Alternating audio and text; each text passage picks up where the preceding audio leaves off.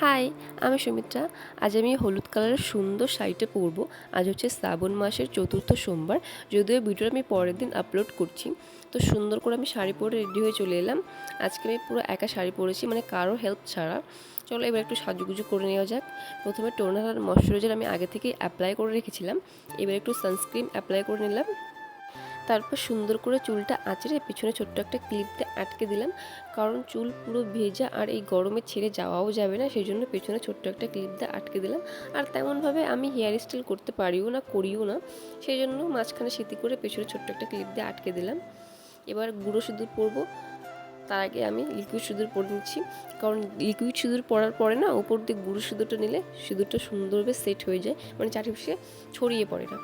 এর একটা কানের পরে নিচ্ছি। এর আগে একটা কানের পরেছিলাম রিং মতো, বাট অনেক চেষ্টার পরেও কোনোভাবে আটকাতে পারিনি, সেই জন্য চেঞ্জ করে অন্য একটা কানের পরে নিলাম।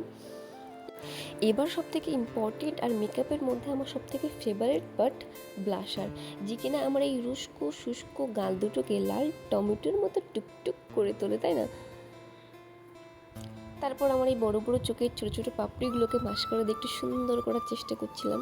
এই মেকআপ করার সময় মুখটা এরকম বাঁদরের মতো হয়ে যায়, এখনো বুঝি না। হ্যাঁ, আমি দেখেছি যারা যারা মেকআপ করে সবার মুখটাই জানি কেমন বাঁদরের মতো হয়ে যায় মেকআপ করার সময়। পরে অবশ্য সাজুগুজু করার পরে আবার সুন্দর হয়ে যায়। তো লাস্টে আমি লিপস্টিক পরা বাকি ছিল, আমি লিপস্টিক পরে পুরো রেডি। এবার বেরিয়ে পড়বো। আমরা মন্দিরে পৌঁছাতে পৌঁছাতে গিয়ে দেখি ঠাকুরমশাই পুজো শুরু করে দিয়েছেন। আমরাও আর দেরি না করে পুজোতে বসে পড়েছি।